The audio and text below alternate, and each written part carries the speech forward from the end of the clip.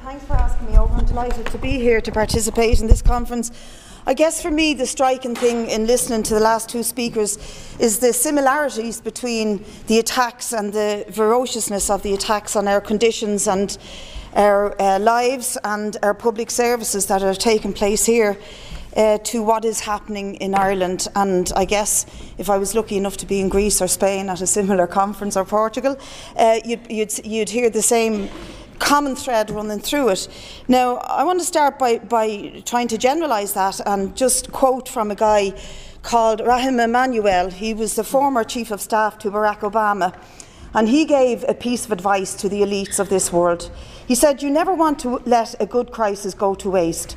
And what I mean by that is an opportunity to do things that you could never have got away with before. The author, Naomi Klein, who wrote that wonderful book, Shock Doctrine, takes a slightly different take on it when she refers to the idea of a shock doctrine.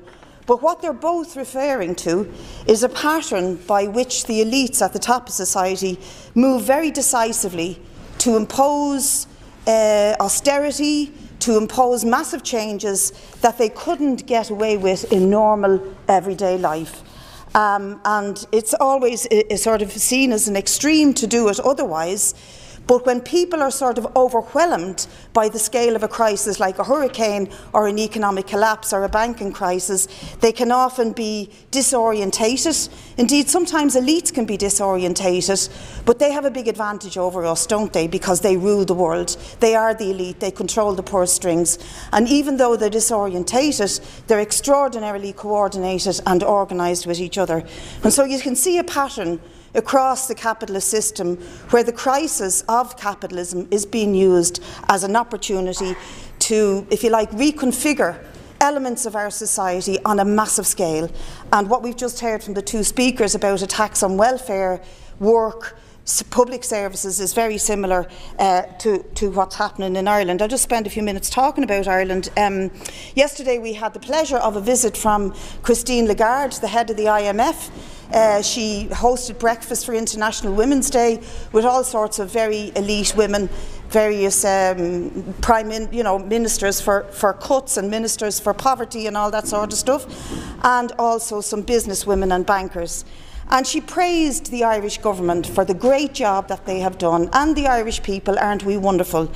And indeed, it sort of puts even more resonance on the idea of what's happening in Ireland today, when it's 100 years exactly since the Great Dublin Lockout, which set out to get the poor to fight back and to unionise the working population. And indeed, one of the leaders was a Scottish man, a very famous revolutionary called James Connolly.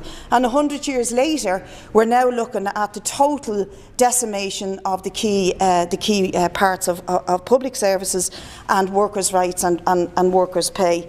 Since the banking collapse, the average worker has dropped wages by about 20 to 25%. Emigration has returned, the spectre of emigration to Ireland, which visited us in the 50s and the 80s in a big way. It's back even in a greater way than it was in the 1980s now. And at the moment, we have a very, very serious attack, the worst attack ever on the public sector. There was a deal done with the public sector unions called Croke Park 1. Croke Park's a big stadium where you play all the GAA matches, and they have a conference centre. Just to explain the reference, the Croke Park 1 deal took 30,000 workers out of the public sector in Ireland and reduced the pay, the pensions and the conditions of public sectors. It's not due to expire until 2014, but the union leaders have come back and negotiated Croke Park 2, and they are now asking public sector workers to be like turkeys and vote for Christmas, to vote for their own pay cuts, to vote for their own redundancies, to vote for doing away with overtime, to vote for nurses not to be paid double time on Sundays, to do away with their twilight hours payments, etc. To vote for a reduction in the numbers of nurses, reduced by about 3,000 in the last couple of years, down by another 3,000, while hospital trolleys are filling up on a daily basis because there's no beds to put patients into. They're also looking for yellow pack grades of teachers, of firefighters, of all sorts of professional workers, and they're taking tens of thousands of workers out of various aspects of the public service. The unions are saying to workers right across the public sector, we want you to vote for Croke Park 2. Now, when I say the unions, I need to sort of refine that a little bit, because the two biggest unions, SIP2 and Impact, are pushing this like mad. And one would ask oneself, why in the name of God would they do this to the people who, you know, are their bread and butter, and they are causing such anger among the working class at the moment that it's really palpable. And the reason is a political explanation. The unions are wed like that to the Labour Party, and the Labour Party are in a coalition government and are pushing the demands of the Troika, the IMF, the ECB and the EU. They're pushing these demands on the working class in terms of the cuts and the attacks on the public sector.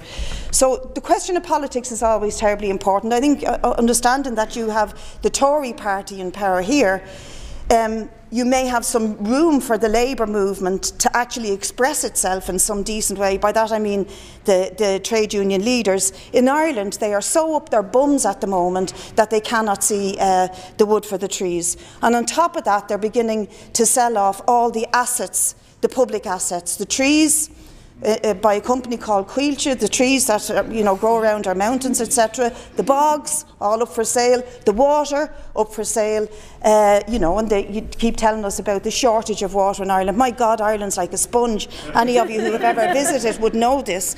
And just listening to the reference that yourself made to the question of the increases in prices, food prices in Ireland have gone up by 14% in the last year. 14% in the last year, and it's very sort of disguised how they do it. But even people like Lidl and Aldi and Tesco do price fixing between them. In fact, I believe Tesco's head office here in Britain call Ireland Treasure Island, because they make so much profits and they get away with so many hikes in prices and so many pushing down in wages. Education massively under attack. In my local area, I represent a big working class community in West Dublin for the People Before Profit Alliance and the City Council. Our college is specifically designed to help kids who would otherwise fall through the loop and end up in prison or on drugs, to help them be absorbed into a decent educational system.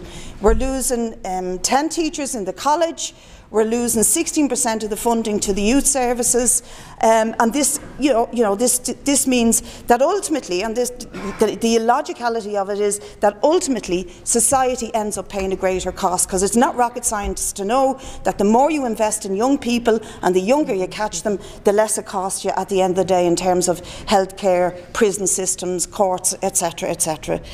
And I could go on and on, but I'm going to try and look at what are the alternatives. What I find very, very interesting, and I think it's a great starter, it's a great example of what can be done, is this document. When we started People Before Profit at the beginning of the crisis, the first thing we did was to sit down and look at, well, what are the alternatives? And somebody made reference to Keynesian economics. And I'm a member of the Socialist Workers' Party, and I'm no Keynesian. I'm for revolution, I'm for the dismantling of the capitalist system.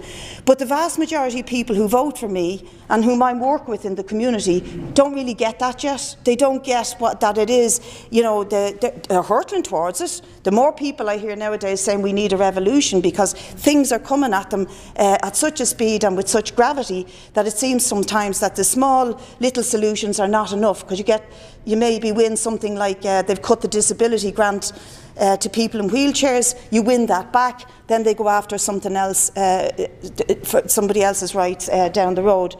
But the point about documents like this and coming up with economic alternatives that make sense is that they do make sense. It doesn't make sense, even in capitalist terms, to cut your way out of a recession, because people like us spend the money we get. We don't hoard it like the elites do and the rich do. They're on an investment strike at the moment. They're the only people on strike in Ireland, actually, is the rich, because they're refusing to invest in the economy.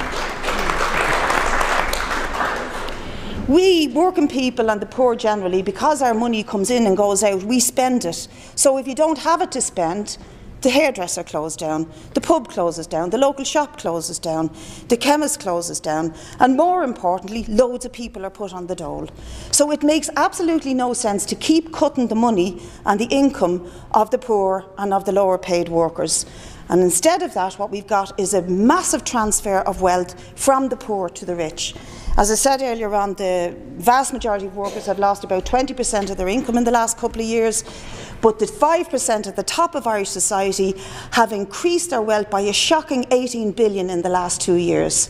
And these are people who pay very little taxes, the lowest corporation tax in the world, and in Europe, and even then the effective rate of 12.5% is seldom paid. Companies like Microsoft and Google open their head offices in Dublin so they can filter their accounts through Dublin and pay little or no tax on their corporate wealth. So these kind of things are important. What is the alternative? Tax the rich. How do you do that? Anybody earning over 100,000 a year, put an extra band of tax on them and tax them at 50%. How do you get the wealth off the corporations? Get the corporation tax in at the effective rate, at least that. It's not a revolutionary demand, it's a simple demand, but it could work in terms of filling whatever gaps there are in society. How do we get extra money from the financial transactions? The EU have asked the Irish government, for God's sake, to put a 0.01% tax on financial transactions that go through the Irish Financial Services Centre, and they have refused to do it because they are looking after the elite.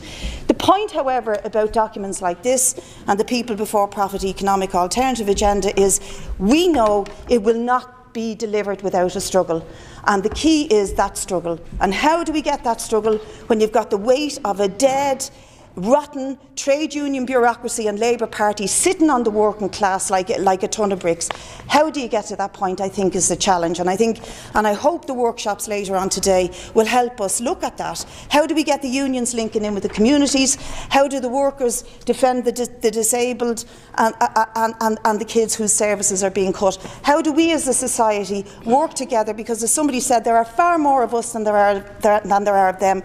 But how do we get that struggle up and running to fight for these alternatives, because they will never hand them down to us. They're doing the opposite. They're taking whatever benefits and decent sort of solidarity in society we have, they're taking them from us on a daily basis. The struggle is the key, and for me I think that can lead to all sorts of wonderful things, and as James Connolly said, we only want the earth.